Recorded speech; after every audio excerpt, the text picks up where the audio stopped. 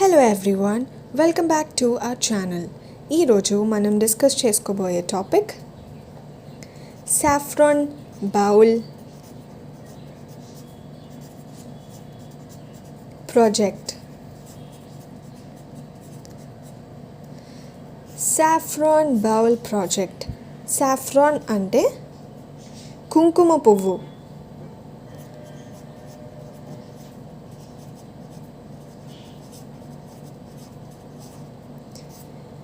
So అందరికీ తెలిసిందే, ఇది చాలా చాలా ఇంపార్టెంట్ కుంకుమ పువ్వు. సో సాఫ్రాన్ అనేది ఒక ఇంపార్టెంట్ స్పైస్. అంటే ఈ సాఫ్రాన్ నుంచి ఒక ఇంపార్టెంట్ స్పైస్ని మనం తయారు చేస్తాము. అది వరల్డ్లోనే చాలా ఎక్స్పెన్సివ్, చాలా కాస్ట్లీ స్పైస్ అన్నమాట.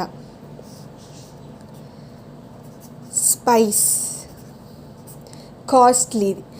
ఇప్పుడు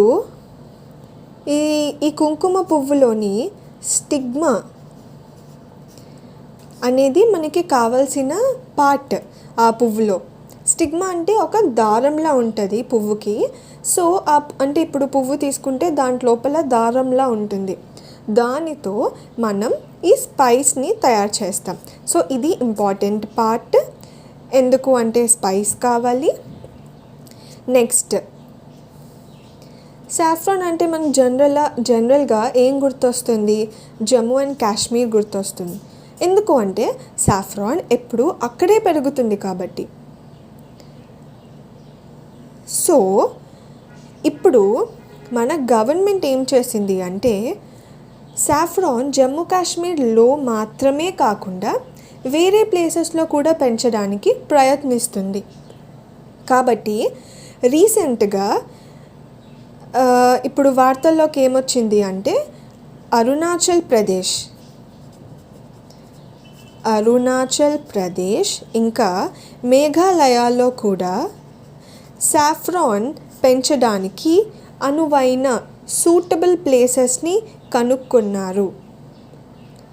అసలు సాఫ్రాన్ని పెంచడానికి అనువైన ప్లేసెస్ ఏంటి? ఎలాంటి కండిషన్స్ ఉండాలి అంటే అక్కడ రెయిన్ఫాల్ ఉండాలి, కానీ మరీ ఎక్కువగా ఉండక్కర్లేదు. సాయిల్ శాండీ సాయిల్ అయినా ఉండాలి, లోమీ సాయిల్ అయినా ఉండాలి, కాల్షేరియస్ సాయిల్ అన్నా ఉండాలి, గ్రావెలీ సాయిల్ అన్నా ఉండాలి. ఇలాంటి సాయిల్ కండిషన్స్లో చాలా మంచిగా ఈ కుంకుమ పువ్వు అనేది పెరుగుతుంది. ఎస్పెషల్లీ అన్నిటికంటే చాలా అనువైన సాయిల్ ఏంటి అంటే కాల్షేరియస్ సాయిల్. కాల్షేరియస్ సాయిల్ అంటే ఏంటి? అక్కడ కాల్షియం కార్బోనేట్ కంటెంట్ ఎక్కువ ఉండాలన్నమాట. అది కాల్షేరియస్ సాయిల్ అంటాం. ఇంకొక కండిషన్ ఏంటి అంటే అది 1500 నుంచి 2500 మీటర్లు ఎత్తుండాలి. Above sea level. సో 1500 నుంచి 2500 మీటర్స్ అబౌవ్ సీ లెవెల్ ఉండాలి. సాయిల్ ఎప్పుడు తడిగా ఉండాలి, డ్యాంప్. మరీ తడిగా అవసరం లేదు, కానీ కొంచెం తడిగా ఉండాలి. అలానే డ్రైగా మాత్రం ఉండకూడదు. నెక్స్ట్, యాసిడిక్ కంటెంట్ ఉండాలి. యాసిడ్ ఉండాలి. ఎంత? ఒక 5.5 నుంచి 8.5 రేంజ్లో ఉండాలి. ఇవి కండిషన్స్ అన్నమాట. సో ఇవన్నీ కండిషన్స్ జమ్మూ అండ్ కాశ్మీర్లో ఉన్నాయి కాబట్టి అక్కడ సాఫ్రాన్ అనేది చాలా ఎక్కువగా పెరుగుతుంది. ఏంటా conditions? Rainfall, soil, sea level నుంచి హైట్, ఇంకా యాసిడ్ కంటెంట్. ఇంకొకటి, సూర్యుడు కూడా ఆల్మోస్ట్ 15 hours వరకు కొంచెం అటు ఇటుగా ఉన్నా లేకపోయినా పర్వాలేదు. దాన్ని ఫోటో పీరియడ్ అంటారనమాట. ఇది పెద్ద ఇంపార్టెంట్ కాదు. ఇంకొక మెయిన్ థింగ్ ఏంటి అంటే టెంపరేట్ క్లైమేట్ ఉండాలి. ఇప్పుడు మన ఇండియా ఏంటి? ట్రాపికల్ కంట్రీ కదా. ఎందుకంటే 30 డిగ్రీస్ లోపల ఉన్నవన్నీ ట్రాపికల్ ఏరియాస్. సో మన కంట్రీలో ఏంటి అంటే సబ్ ట్రాపికల్ ఉంటుంది, ట్రాపికల్ ఉంటుంది, సబ్ టెంపరేట్ క్లైమేట్ కూడా ఉంటుంది, టెంపరేట్ క్లైమేట్ కూడా ఉంటుంది. అంటే సౌత్ నుంచి నార్త్కి వెళ్తున్న కొద్దీ ఈ క్లైమేట్స్ అన్నవి వస్తున్నాయి. సో ఇప్పుడు రీసెంట్గా వాళ్ళు అరుణాచల్, మేఘాలయలో కనుక్కున్నారు. అవి ఆల్మోస్ట్ సబ్ టెంపరేట్ క్లైమేట్ జోన్లో ఉంటాయి అన్నమాట. జమ్మూ అండ్ కాశ్మీర్ అది కూడా సబ్ టెంపరేట్ క్లైమేట్ జోన్లోనే ఉంటుంది. సో కండిషన్స్ సూటబుల్, అందుకని చెప్పి ఈ 2 రీజియన్స్లో పెరుగుతాయి అనువైన ప్లేసెస్ అని కనుక్కున్నారు. ఎలా కనుక్కున్నారు? సాఫ్రాన్ బౌల్ ప్రాజెక్ట్ ద్వారా కనుక్కున్నారు. సాఫ్రాన్ బౌల్ ప్రాజెక్ట్ని ఎవరు స్టార్ట్ చేశారు అంటే నెక్టార్ అనే ఒక ఇన్స్టిట్యూషన్. నెక్టార్ అంటే ఏంటి? North Eastern Centre for Technology Application and research.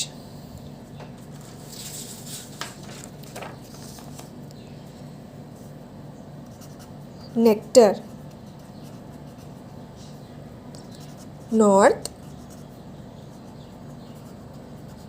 Eastern Centre for Technology Application and Research. ఇది under department of science and technology అన్నమాట. ఓకే,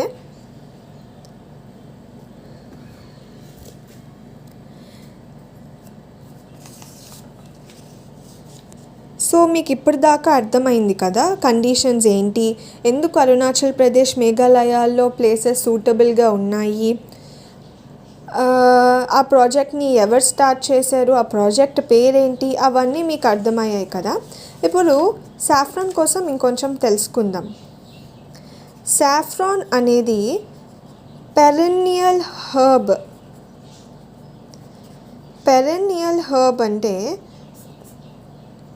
అది మోర్ దాన్ 2 years బ్రతుకుతుంది. హర్బ్ అంటే మూలకం అంటారు కదా, మూలిక, అది హర్బ్.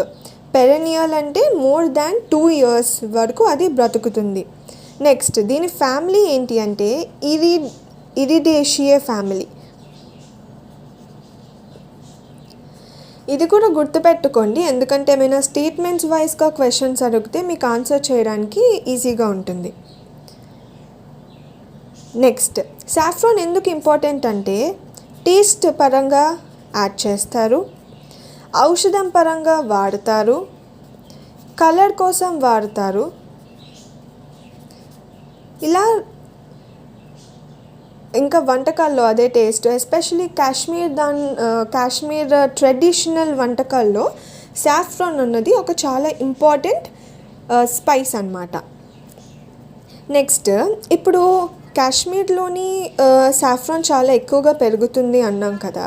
సో ఇంకొక పాయింట్ ఏంటి అంటే సాఫ్రాన్ బౌల్ ఆఫ్ కాశ్మీర్ ఏంటి అంటే పాంపోర్. ఇది కూడా ఇంపార్టెంట్, గుర్తుపెట్టుకోవాలి. Saffron bowl of Kashmir is Pampore. ఇది ఒక ఘియాస్ అంటే ఏంటి? Globally important agriculture heritage system.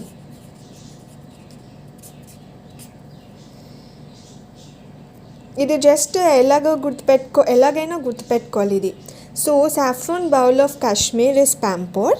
అది ఒక ఘియా అంటే globally important agriculture heritage system. అంటే మనం ఆ ప్రదేశాన్ని కాపాడుకోవాలన్నమాట, ఎందుకంటే గ్లోబలీ చాలా ఇంపార్టెన్స్ ఉంది ఇక్కడ ప్రొడ్యూస్ అయ్యే సాఫ్రాన్కి. ఇది తరతరాలుగా వస్తుంది, హెరిటేజ్ సిస్టమ్ తరతరాలుగా ఇక్కడ కొనసాగుతుంది ఈ సాఫ్రాన్ పెంచడం అన్నమాట. సో ఆ హెరిటేజ్ని, ఎన్నో ఇయర్స్ నుంచి వస్తున్న ట్రెడిషన్ని, హెరిటేజ్ని కాపాడుకోవాలి అని గుర్తించిన ఒక site globally important agriculture heritage system. ఇప్పుడు ఇండియాలో ఎందుకు కాశ్మీర్లో పెరుగుతుంది కదా ఆల్రెడీ, ఈ కాశ్మీర్లోని సాఫ్రాన్ అనేది ఆల్రెడీ పెరుగుతుంది కదా, మళ్ళీ ఎందుకు వేరే ప్లేసెస్లో పెంచడానికి ట్రై చేస్తున్నారు అంటే, మన ఇండియాలోని ఆల్మోస్ట్ 5 to 6 tons ప్రొడ్యూస్ చేస్తారు ఎవ్రీ ఇయర్. కానీ ఇండియాలో డిమాండే 100 tons. ఎంత గ్యాప్ చూసారా? సో ఈ గ్యాప్ని పూడ్చడానికి వాళ్ళు వేరే ప్లేసెస్ని కూడా ఎతుకుతున్నారు. అలాంటి కండిషన్స్, సూటబుల్ కండిషన్స్ ఉన్న ప్లేసెస్ని ఎతికి అక్కడ పంటని పెంచడానికి. ఇప్పుడు ఈ 5 to 6 tons మనం పెంచుతాము. అది కాకుండా మిగిలినది అంతా మనం ఎక్కడి నుంచి వస్తుంది అంటే ఇంపోర్ట్ చేస్తాం. ఎవరి దగ్గర నుంచి అంటే ఆఫ్ఘనిస్తాన్ ఇంకా ఇరాన్ నుంచి మనం ఇంపోర్ట్ చేసుకుంటాం మిగిలినది. సో ఆ ఇంపోర్ట్ని తగ్గించి మనము సస్టైన్ అయ్యేలాగా వేరే ప్లేసెస్ని కూడా వెతుకుతున్నారు త్రూ సాఫ్రాన్ బౌల్ ప్రాజెక్ట్. ఎవరు కండక్ట్ చేస్తున్నారు ఈ ప్రాజెక్ట్ని? నెక్టార్ అంటే north Eastern Centre for Technology Application and research. మీకు ఇది అంతగా గుర్తు ఉండకపోయినా పర్లేదు, బట్ ఇది గుర్తుపెట్టుకోండి.